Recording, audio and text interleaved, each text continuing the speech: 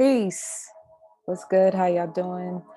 Today is Monday, July 13th, 2022. I pray that this message reaches you in the best of health, spirit, and mind. I'm actually doing this video a day late. This is my Monday version of my Ask Me Anything segment in my private membership channel. I've had house guests here all weekend. Today is my son's birthday. Happy birthday, Nasim. I figured I would be able to, sneak off into my office yesterday for at least an hour to get this video done, but it's kind of hard for me to, I'm not on the right screen. Let me go to the right screen. It's kind of hard. See, this is a prime example. It's hard for me to focus and be 100% fully present when there's activity going on around me. I try to be 100% present when I do content. So, this is same thing with the chat room. I'll get distracted and then all of a sudden I'm off track from, what I wanted to talk about. So I might be a day late with this video, but we are actually right on time. So shout out to the members of my group. Thank you guys for being patient with me. Today we have two very similar questions and they are both dealing with family. The first question is about cutting family ties and the second question is about raising Black children and how to teach them about God. I'm only going to put, a clip of the first question, which is about family ties. Normally, I would prioritize, the conversation about Black children. To me, that would be more important to make public. But considering the time frame that we are living through right now, I think that this question about cutting family ties is extremely important. And I want to do it justice. And hopefully, my answer will help some other people that follow me on YouTube or on social media as well. And as always, if you'd like to hear this video in its entirety, you can sign up for my private membership channel. I do an Ask Me Anything segment every Sunday, and the group members can ask me anything. We also have a private community page on my website, and you'll have access to all of my exclusive content, high quality videos, presentations, meditations, and resources for your health and well-being. I also have on-demand content available. You can check the link in my description for information on that. Lastly, I have written two books, 4 metaphysics workbooks, and an ebook on health and well-being. You can access my website below to get information on all of that, as well as courses, workshops, and how to work with me directly. I am working on potentially doing upcoming dates in Atlanta as well as Brooklyn. So stay tuned for information about that. And I'm going to be posting information about my upcoming event in LA. I made some changes, including I changed the date. So I've gotten some emails about that. I haven't had a chance to respond to you guys yet because I've been busy all weekend, but I will. And I'll post that information on my social media sites as well. All right. So let's get into this. Ask me anything. The first question, let me get to it so that I can read it verbatim. I hope my sound in the background is sufficient. I'm working on this, trying to get it right. I like to have some frequencies and some energetic resonance happening in the background so that not only are you listening to me and hopefully benefiting from listening to me, but there's also, right now it's a 639 hertz playing in the background. So hopefully that can also set a vibe as well. So the first question, and this is a really important question, and I'm glad you sent this question to me. What do you think about the quote, just because you're born family don't mean you family? Do you believe in cutting ties with family members? And my short answer to that question is yes. I believe in cutting ties with anything that is not supporting our health and well-being. That's one of the, I've been putting up these posts about how to survive in times of uncertainty. And that is one of my suggestions for all of us, how to survive in times of uncertainty, letting go of anyone or anything that does not serve your best interest. I want to start off with a quote from, not a quote, a reading from I'm reading this from my workbook, Change Your Mind from Lack to Abundance. This is the section called The Mirrors of the Soul. But within this particular section, I'm quoting Greg Braden from his book, Divine Matrix. Quote, to some degree, we are in resonance with everything from our cars to our homes and even the appliances that we rely on each day. I may have read this publicly before, I can't remember, but it's relative. So, which is why we affect other people, our surroundings, and our world simply by our presence.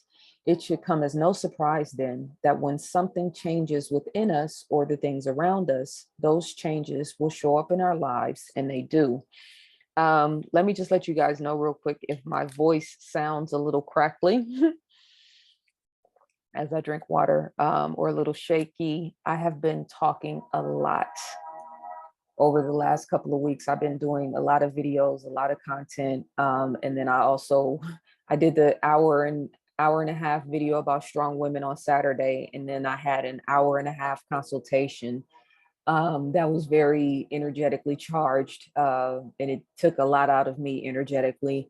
And then I've been with my son and his friends all weekend, and then I did some footage for one of my courses yesterday. So I've been talking a lot. So if my voice sounds crackly or tired, that's what it is. I've been talking a lot. So back to what I was reading, quoting Dr. Greg Braden. Just before my 2000 book tour for the Isaiah Effect, I called home on a Sunday afternoon and Mom shared her concerns about Corey, her dog. She hadn't been acting like herself or eating well, so my mother had taken her to a veterinarian to see if there was a problem. During the course of the examination, a series of x-rays were made and they showed something that no one was expecting. For some unexplained reason, Corey's film showed patches of small white spots throughout her lungs that shouldn't have been there. Quote, I've never seen anything like this in a dog before, the mystified vet said. The decision was made to run further tests to see what the spots might be indicating about Corey. I shared the principle of residence with her and how we're tuned to our world, our automobiles, our homes, and even our pets. I offered a number of case histories where animals have been documented to take on their owners' medical conditions weeks or even months before the same problems were found in the bodies of the people who cared for them. My sense was that something similar was happening with Corey and my mom. Although she was experiencing absolutely no discomfort, and from outward appearances, she had no reason to have an examination, she agreed to schedule a physical that included a chest x-ray. To Mom's surprise, the x-rays revealed a suspicious spot on her lung, one that hadn't been there during her annual physical less than a year before. After further investigation, my mother discovered that she had scar tissue on her right lung from an illness that had healed during her childhood, and the spot had become cancerous. 3 weeks later, she underwent surgery, and the lower third of her right lung was completely removed. This is an example of how we can apply the mirrors in our lives, because Mom and I had learned to read the messages that life was showing us in the moment, and we trusted the language enough to apply it in a practical way. This story has a happy ending. Mom recovered from her surgery. This is important and relative to the question, because we oftentimes we don't look at our relationships from an energetic resonance perspective, or seeing the deeper elements and attributes that these relationships are playing out in the grand scheme of our lives, right? And so in this case, the relationship between this dog and his mother, it was an energetic resonance that was affecting the dog on a deeper level than just, his mother coming home and not playing with her enough, or, whatever the interpersonal relationship nature was between the owner and the dog. That's only one aspect, right? from an energetic resonance perspective, the things that are happening internally within us, not just, in this case, it was liver spots, right? And it turned out to be a more significant physical illness, but there's also energetic resonance that turns out that it's vibrating in our interpersonal relationships, that turns out to be mental illnesses, spiritual illnesses, right? Emotional illnesses, or maybe not even using the term illness, but just that energetic resonance of, dysfunctional relationships and how they can affect us on deeper and different ways. So just like going back to, if I talk about the placebo effect or the nocebo effect, right? You continuously immersing yourself in a mental and a spiritual and an emotional and a physical state of conscientious well-being, identifying with that, owning that, claiming it, having no doubts, right? No energetic residue, no constantly questioning yourself whether it's going to work or not, because you're 100% true it's going to work, or you're 100% true that it's not going to work. And whatever your overall demeanor and acceptance and dispensation, that's the nerd in me, whatever your overall energetic resonance is pertaining to this particular subject, is what your mind and your body and your spirit accept to be true. So the same thing is true for our personal relationships. When we consistently interact with people, friends, family, associates, coworkers, lovers, husbands, wives, children, the people that we consistently interact with the most affect and have a constant transmutation or a reciprocity of mutual giving and receiving. So when you have family members that are continuously, sucking your energy, pause, pulling on your energy, energetic vampires, right? You're always pouring into them and they never have anything to give back to you in return, or always keeping you involved in some drama and some chaos, or always making you question yourself and doubt yourself, or keeping you locked in a fear-based frequency. It's been appalling to me. And I don't know if this is this particular sister's story, pertaining to the last 2.5 years. It could be dealing with this, or it could be something completely different, but it's all relative. It's been so appalling to me to see how many people, in the name of family and love, over the last 2.5 years have completely been leading the people that they claim to love astray, and into making choices and decisions that are extremely dangerous and detrimental to their health and well-being, particularly the children. And these people have allowed and actively participated in their loved ones being suffocated in extreme pressure. And shame on all of you, each and every one of you. Shame on you, because it's one thing for, you to make conscious choices and decisions for yourself, but to be so bravely ignorant and ostracizing the people that you say you care about, leaving your loved ones out in the world to try to figure this out on their own in the midst of all of this insanity and chaos. Shame on you. I saw a YouTube video earlier today. My homegirl sent it to me, of a man. It was like 1 minute and 3 seconds. It was a brother. He was sitting in his car and he was crying.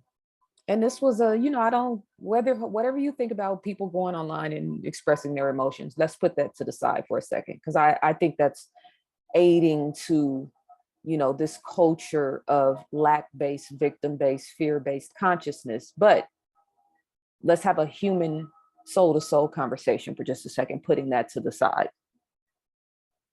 And I'm watching this man who, looks like a tough brother in whatever, whatever capacity you want to think about it, just in terms of, he just looked like a man's man. It's a regular guy going to work and trying to, get a check to pay his bills and to do what we're all trying to do, right? Make it through.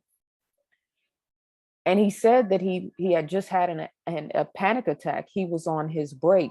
And that he had a panic attack, and he came to sit out in his car, and he was literally overwhelmed with anxiety about going back to work.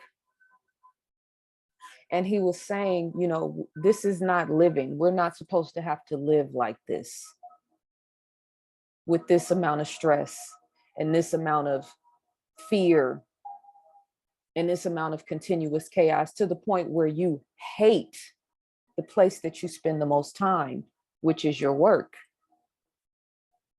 And I really, really, really, really, man, I felt deeply for him. And then I started reading the comments.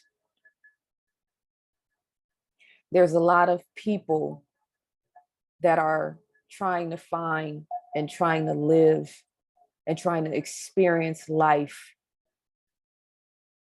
a higher quality life, higher quality relationships and experiences that this present world does not have to offer. So we're in this weird conundrum now, like when I was talking about the strong Black woman aspect and us wanting to see Black women flourish and be balanced and be strong in certain aspects and then soft in other aspects, right? That balanced nature that is natural to women, the divine feminine principle. We have a perspective on what that woman looks like. And we have perspectives on what the type of quality of women, or lack thereof, depending on where you're coming from, that we've produced so far. But the idea of the type of woman that we think women should be or should become, the environment and the climate of this world does not cultivate that type of experience for the average woman, because an attribute of being feminine is ease. And so with that example, and then going back to the brother sitting in his car and crying and having extreme anxiety, right? And then taking the backdrop of everything happening in the world right now, mass shootings, the fear porn on social media and on mainstream media, mainstream news is completely out of control.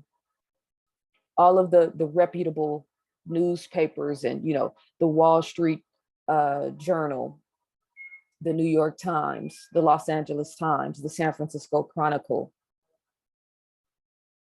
these previously seen as institutions of, higher degrees of learning, if you will, have turned out to be nothing more than instruments for Satan. So there's a nonstop bombardment everywhere happening now, trying to make you doubt yourself, trying to make you fearful, trying to make you question every move, trying to make you indecisive, trying to make you hate the world, trying to make you hate white people, trying to make you hate Black people, trying to make you scared about money, scared about water shortages, fearful at every turn, because that's where Satan plays. That's the devil's territory. Nonstop bombardment at every turn. We're all experiencing that right now, hopefully. And I would expect that, because you asked me this question and because you're in my group, I'm expecting you to be an outlier, right? Those of us that are stepping back and looking at this world, and we're in it. We play the game, we're dancing, we're, you know what I mean?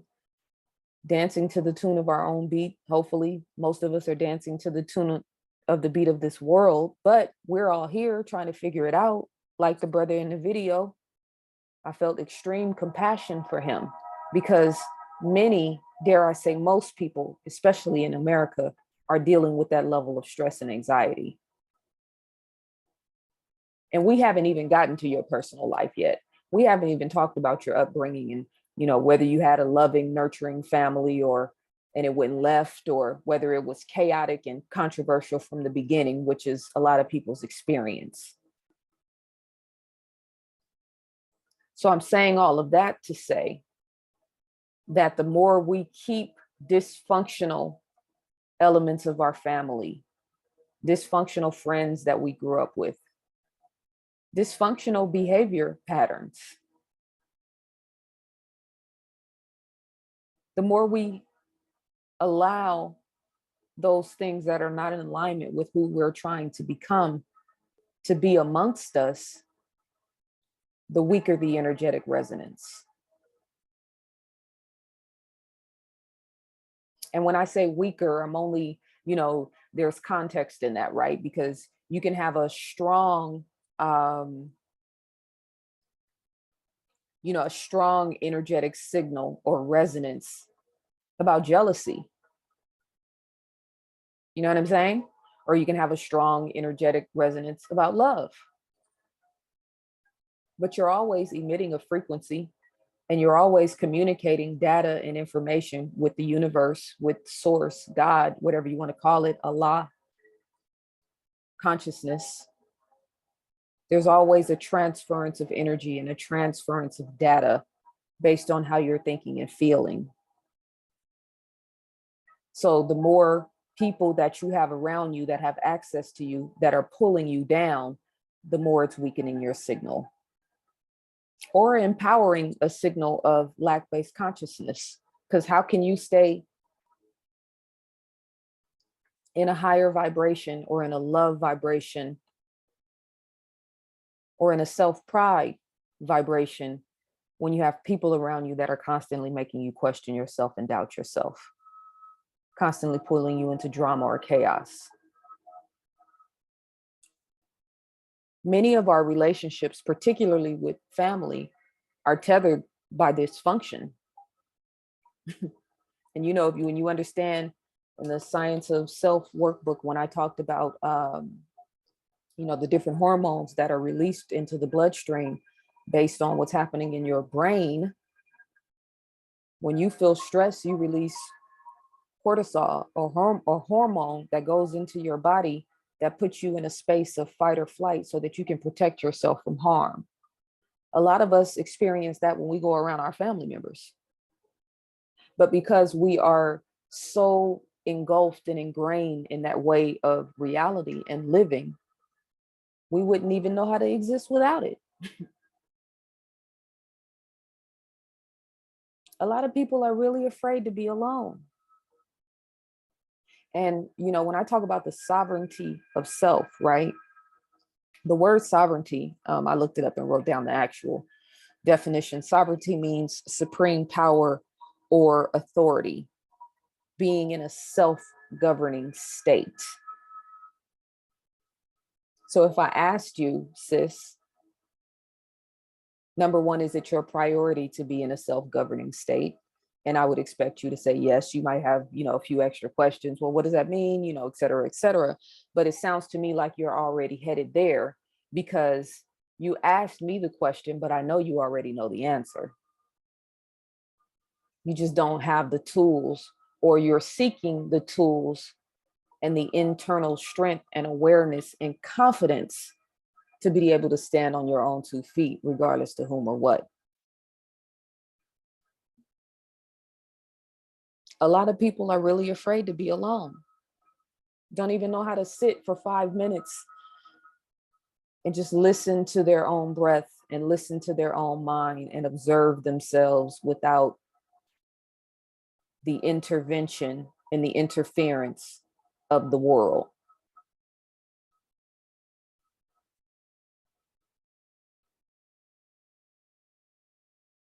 There's a lot of one-sided relationships that we've nurtured over the courses of our lives just because, you know, usually when you're the one that's ostracized or the black sheep, or, you know, you got the short end of the stick, so to speak, you were the middle child, or, you know, the black sheep of the family, or you know, you were the butterfly, so to speak, when everybody was rooted and had their legs pinned to the ground, and then all of a sudden here you come with wings, but nobody in your family has ever flown before, so they think it's insane.